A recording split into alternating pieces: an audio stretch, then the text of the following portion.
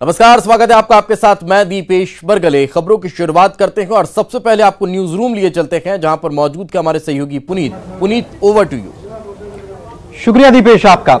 और चलिए बुलेटिन की शुरुआत करते हैं एक बड़ी अहम खबर के साथ। 27 सीटों पर प्रदेश में उपचुनाव होना है और इसको लेकर सभी दल एक्टिव मोड में आ चुके हैं और तैयारियां अपनी अपनी शुरू कर दी गई हैं। कांग्रेस जो है इस मामले में एक कदम आगे बढ़ते हुए काम कर रही है और कांग्रेस ने अपने प्रत्याशियों को तय करना शुरू कर दिया है। एक लिस्ट तैयार कर ली गई है और ये लिस्ट जो है प्रत्याशियों की लिस्ट है, जिसे एआईसीसी को भेजा जाएगा। प्रदेश कांग्रेस कमेटी के प्रमुख और पूर्व सीएम कमलनाथ इस लिस्ट को एआईसीसी को भेजेंगे, जहां से औपचारिक ऐलान किया जाएगा। 15 नेताओं को चुनाव मैदान में उतारने का फैसला कर चुकी है कांग्रेस, और दूसरी ओर बीजेपी भी अपनी तैयारी लगभग पूरी कर चुकी है। उपचुनाव को लेकर सीएम शिवराज दिल्ली में केंद्रीय संगठन के साथ अहम बैठक में शामिल होना है उनको। यहां पर रणनीति को लेकर बैठक की जाएगी। सिंधिया, नरेंद्र सिंह तोमर पहले से ही दिल्ली में ही मौजूद हैं।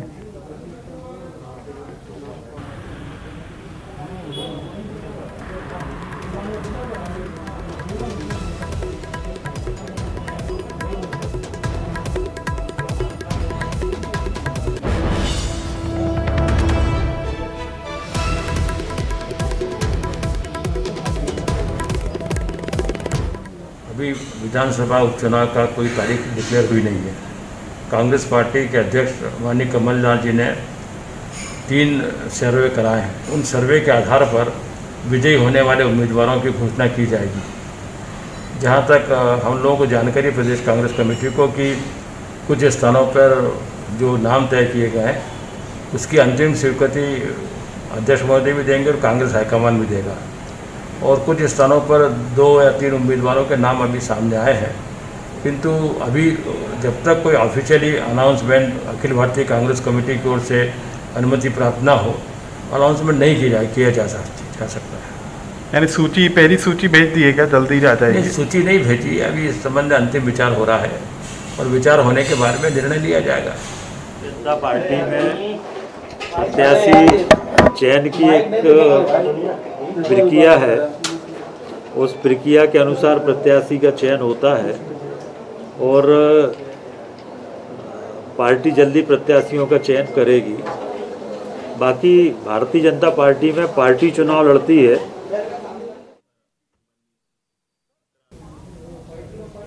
तो संगठन चुनाव लड़ता है, पार्टी चुनाव लड़ती है। भारतीय जनता पार्टी की तरफ से ये कहा जा रहा है। शरद हमारा सहयोगी हमारे साथ भोपाल से लाइव जुड़े हुए हैं, उनसे बात करते हैं। शरद, बीजेपी की एक अहम बैठक दिल्ली में होनी है, रणनीति तैयार की जानी है, शिवराज सिंह चौहान इसमें शामिल होंगे। हालांकि प्रदेश में जो बाढ़ के हालात बने थे, इसकी वजह से शायद मुख्यमंत्री उनका कार्यक्रम बड़ा व्यस्त रहा। अब वे दिल्ली में बैठक में हिस्सा लेने वाले हैं। कितनी बजे ये बैठक है, क्या माना जा रहा है इसमें, क्या रणनीति तैयार हो सकती है, क्या प्रत्याशियों के नाम भी तय हो सकते हैं, क्योंकि कांग्रेस कुछ प्रत्याशियों के नाम तय करके एआईसीसी को भेजने वाली?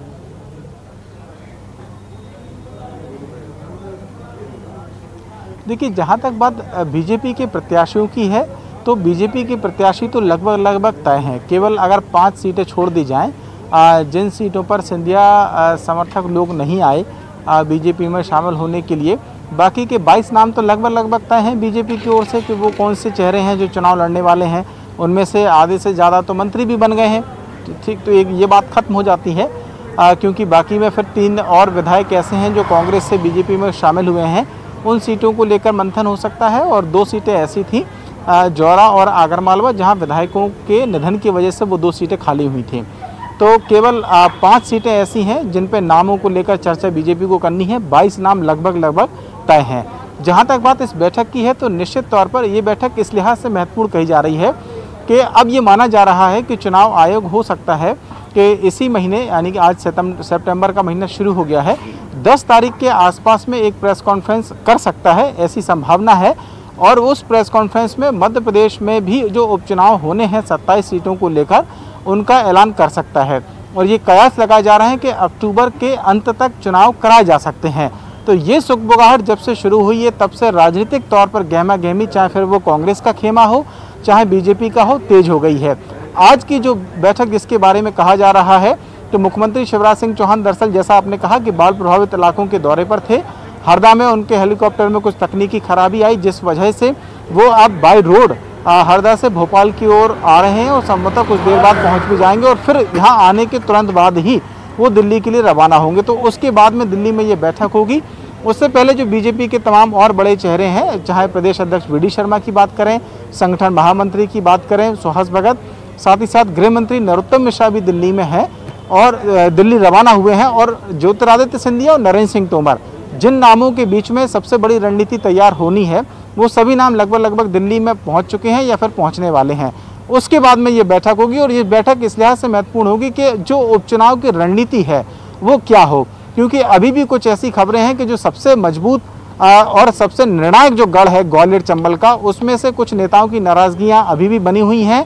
वी डी शर्मा आज जब दिल्ली रवाना हुए तो उससे पहले ग्वालियर में उन्होंने जयभान सिंह पवैया से मुलाकात की। उससे पहले वो 2 दिनों तक ग्वालियर चंबल में ही रहे, जहां उन्होंने लगातार बैठकें की। नरेंद्र सिंह तोमर भी उनके साथ में मौजूद रहे। तो उपचुनाव की रणनीति क्या हो, कैसे बीजेपी के संगठन को और जो लोग आए हैं सिंधिया खेमे के, उनके लिए चुनाव रणनीति तैयार की जाए, क्योंकि सबसे ज़्यादा चिंता अगर किसी को है चुनाव की तो बीजेपी के साथ साथ में ज्योतिरादित्य सिंधिया को भी है, क्योंकि जो 22 नाम आए हैं उनके साथ में कांग्रेस छोड़ के बीजेपी में उनका जीतना उनकी नज़र में बेहद ज़रूरी है।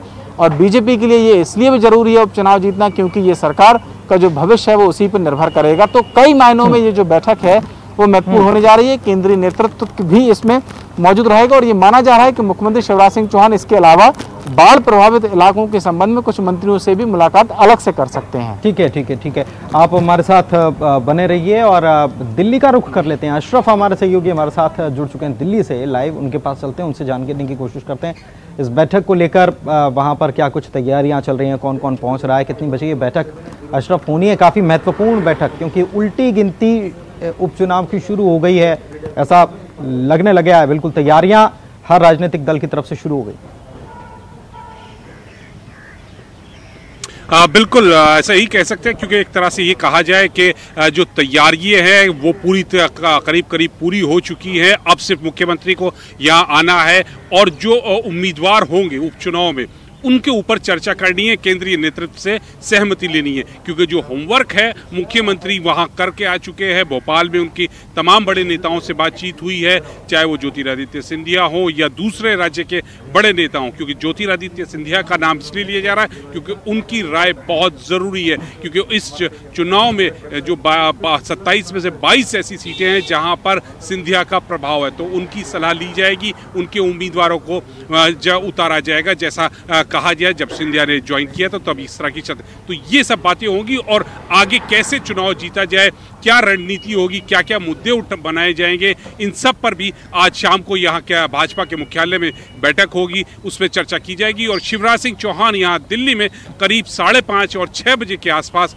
पहुँचेंगे और फिर उनकी मुलाकात सीधे वो भाजपा मुख्यालय पहुँचेंगे, वहीं पर उनकी पार्टी के आला नेताओं से मुलाकात होगी। और उसके बाद अगर वक्त मिला तो जो ओलावृष्टि से नुकसान हुआ है और जो बाढ़ आई है कुछ जगहों पर, उसको लेकर भी केंद्रीय मंत्री नरेंद्र तोमर से वो बातचीत कर सकते हैं। जी दीपेश, शुक्रिया आपका इस जानकारी के लिए अशरफ, और शरद आपका भी बहुत बहुत शुक्रिया इस जानकारी के लिए। तो बीजेपी की ये अहम बैठक दिल्ली में होने वाली है और ये इस बैठक में ज्योतिरादित्य सिंधिया, नरेंद्र सिंह तोमर, शिवराज सिंह चौहान इसमें शामिल होंगे और भी कई नेता इसमें शामिल होने हैं। और बताया ये जा रहा है कि इस बैठक में रणनीति बनाई जाएगी, ख़ास तौर पर जो टूटे हुए हैं उनको कैसे मनाया जाए, इसको लेकर भी मंथन किया जाएगा। और एक फाइनल ड्राफ्टिंग जिसे कहा जाता है कि चुनावी मैदान में उतरने से पहले जो पूरी तैयारी है उसको अमली जामा पहनाया जाएगा इस बैठक में।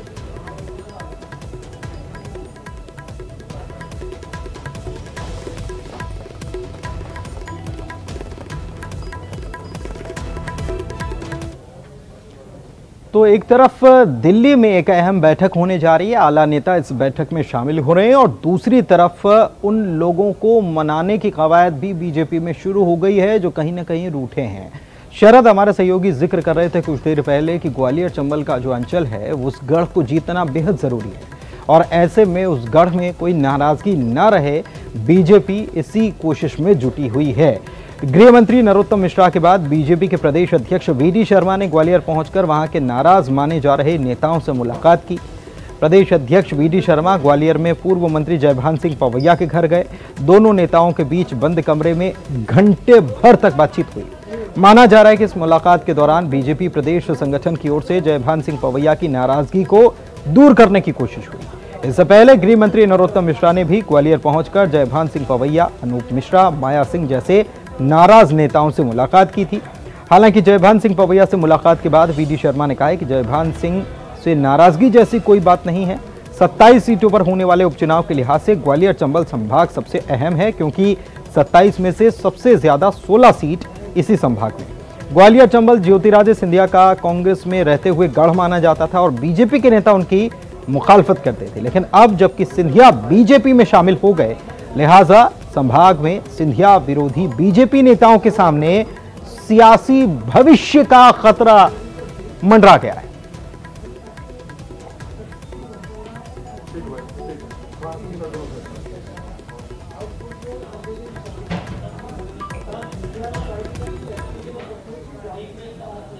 तो दिल्ली में एक अहम बैठक होनी है और इसमें मुख्यमंत्री शिवराज सिंह चौहान शामिल होंगे, लेकिन इससे पहले वे लगातार बाढ़ प्रभावित इलाकों का दौरा कर रहे हैं और वहां जाकर हालात से वाकिफ भी हो रहे हैं। देवास भी गए थे और कई सारी जगहों पर जाकर उन्होंने दौरा किया।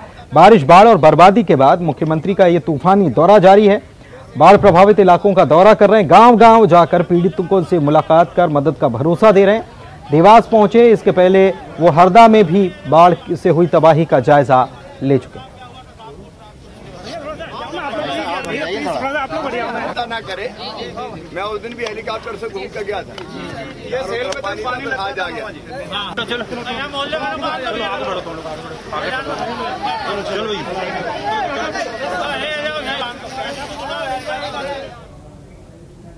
और चलिए सीधे एक बार फिर से अब रुख कर लेते हैं ब्रेकिंग स्टूडियो का। मेरे सहयोगी दीपेश मौजूद हैं। Deepesh, over to you. बिल्कुल पुनीत, तो बड़ी खबरों का जिक्र कर देते हैं। खबर बैतूल से, पानी के तेज बहाव का कहर लगातार जारी है। 3 साल पुराना एनीकट क्षतिग्रस्त हो चुका है। 2 दशक पुरानी पुलिया को भी नुकसान इस भारी बारिश की वजह से हुआ है। गांव से मुख्य मार्ग आने का रास्ता बंद हो चुका है।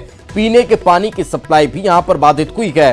ताप्ती नदी का जलस्तर बढ़ने से ये नुकसान कुना बताया गया है। ग्रामीणों ने जल्द सुधार के लिए गुहार लगाई है। आटनेर ब्लॉक के धनोरा गांव का ये मामला बताया जा रहा है।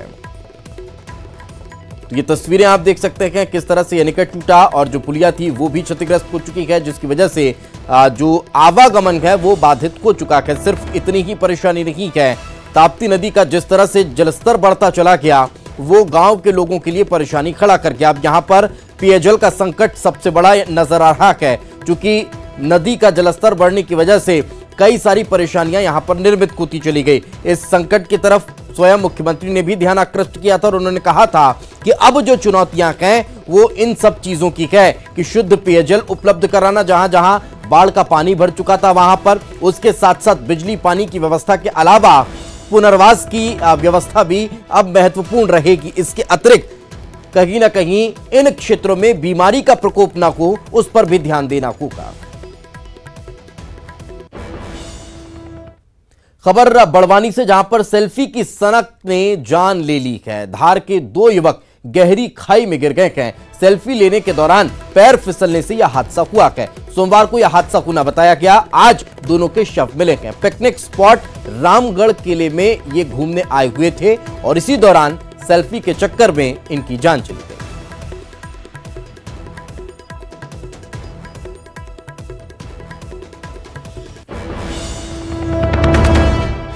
खबर अशोकनगर से, जहां पर किसानों की आक्रोश रैली, ट्रैक्टर के साथ सैकड़ों किसानों ने जमकर प्रदर्शन किया। खराब फसलों को लेकर यह प्रदर्शन किसानों का देखने को मिला। पुलिस और प्रशासन ने शहर में प्रवेश होने से पहले रैली को रोक दिया। किसानों ने राष्ट्रपति के नाम ज्ञापन सौंपा है।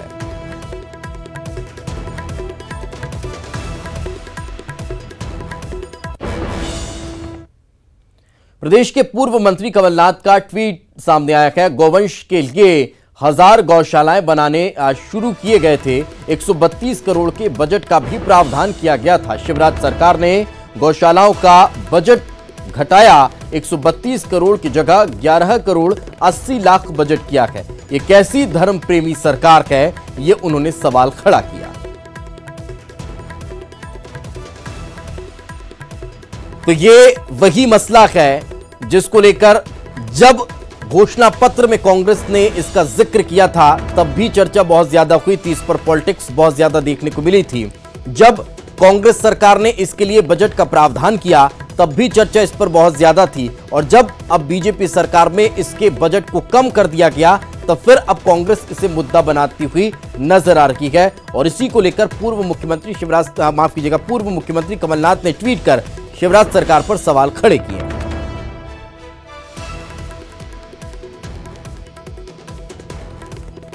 तो प्रदेश में गौवंशों के लिए 1000 गौशालाएं बनाने की बात कांग्रेस के द्वारा की गई थी। कांग्रेस शासनकाल में इसको लेकर बजट पास किया गया था। अब जब उस बजट में कटौती हुई तब फिर कांग्रेस सवाल खड़े कर रही।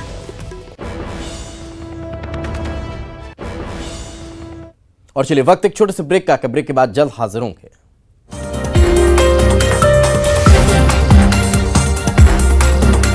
के बाद आपका स्वागत है और चलिए खबरों में आगे बढ़ते हैं। मध्य प्रदेश सरकार के मंत्री विश्वास सारंग ने केंद्रीय सूचना एवं प्रसारण मंत्री प्रकाश जावड़ेकर को एक पत्र लिखा है और इस पत्र में फिल्मी कलाकारों के डोप टेस्ट करने की मांग की गई है फिल्मों की शूटिंग के पहले।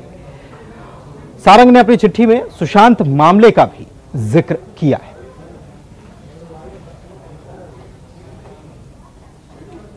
मैंने सूचना प्रसारण मंत्री जी को लिखा है कि ये जो अभिनेता अभिनेत्री है समाज के आइकॉन है, युवा का एक बड़ा वर्ग है जो इनको आत्मसात करता है, इनकी जीवन शैली को अपनाता है।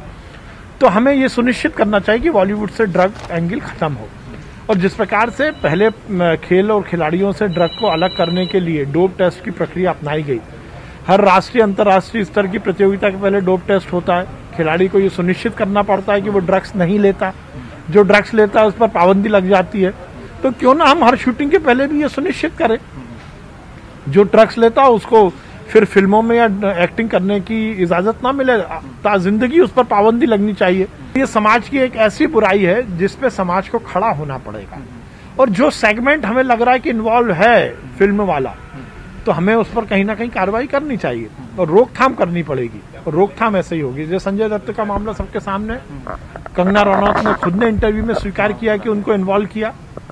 तो ये बात हमें सुनिश्चित करनी पड़ेगी। गाए बगाए नोइंगली अननोइंगली यदि ये इन्वॉल्व हो रहे हैं तो सरकार की जिम्मेदारी है कि उसकी रोकथाम करे। हमारी सरकार तो इस तरह की कुरीति के खिलाफ लगातार काम करती है। देश की सरकार ने भी काम किया, मोदी जी ने भी काम किया, हमने भी काम किया है।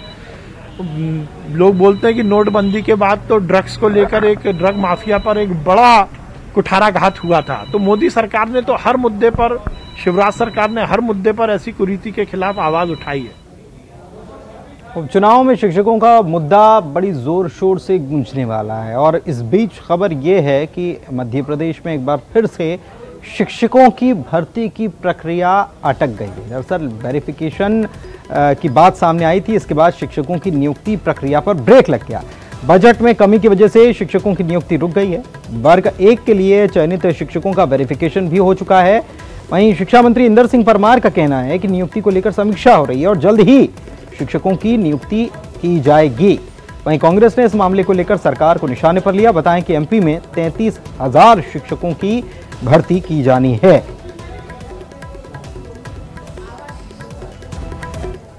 शिक्षक भर्ती में कुछ कानूनी दिक्कतें हैं।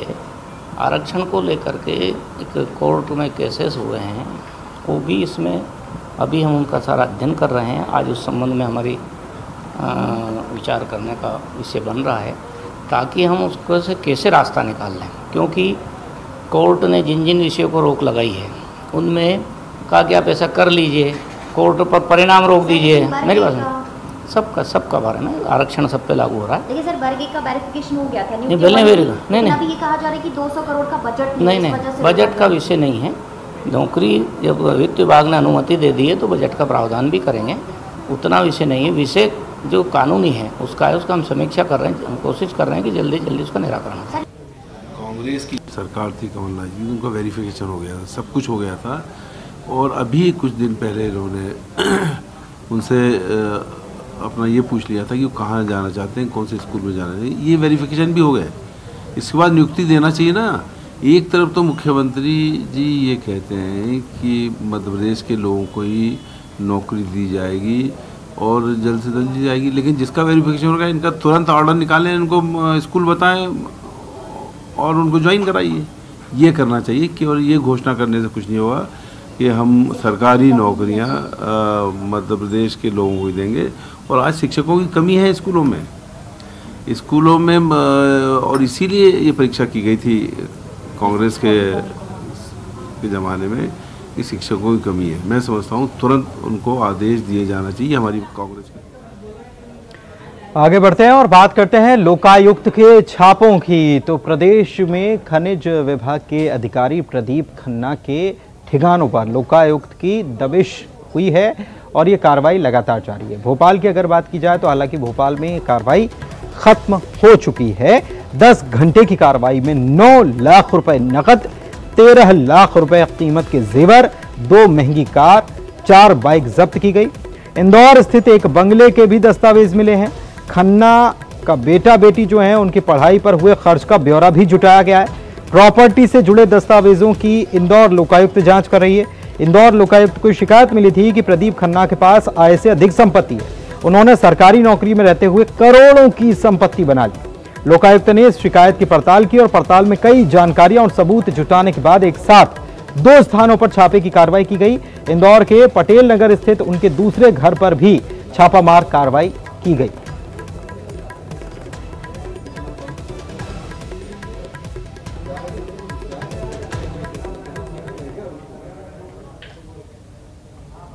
चलिए आगे बढ़ते हैं, अगली खबर की बात करते हैं। खबर इंदौर से, जहां पर एक छात्र ने फांसी लगाकर खुदकुशी करने जैसा कदम उठाया है। घटना इंदौर की है। मामला आपको बता देते हैं। बताया जा रहा है कि स्कूल की फीस नहीं भर पाने की वजह से छात्र दबाव में था।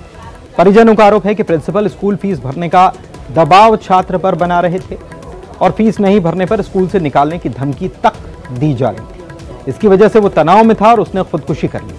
पुलिस ने मर्ग कायम कर लिया है, जांच शुरू कर दी है।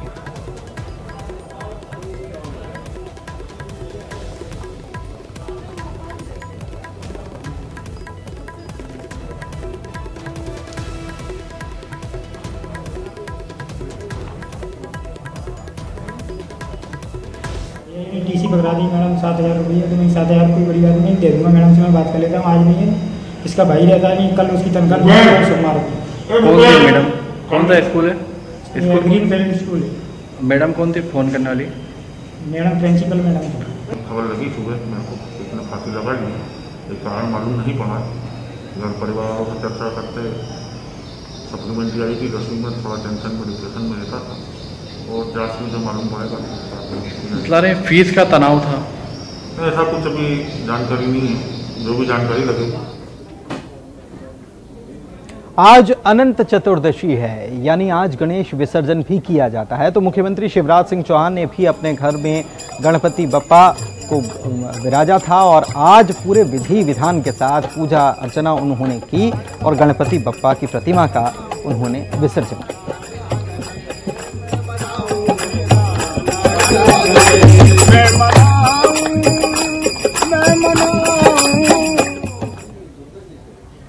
पूर्व राष्ट्रपति प्रणब मुखर्जी, प्रणब दा, आज पंचतत्व में विलीन हो गए और पूरे देश ने नम आंखों के साथ उन्हें विदाई दी।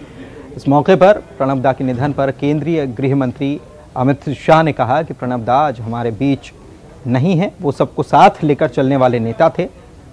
सत्ता में रहते हुए भी वो विपक्ष के साथ तालमेल बनाकर चलते थे और जब वो विपक्ष में थे तब वे रचनात्मक भूमिका निभाते थे।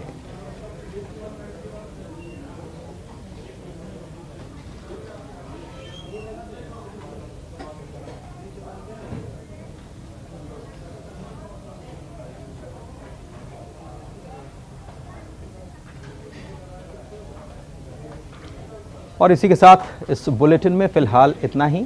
मेरे सहयोगी दीपेश मेरे साथ मौजूद थे। दीपेश का भी हम शुक्रिया करेंगे। धन्यवाद।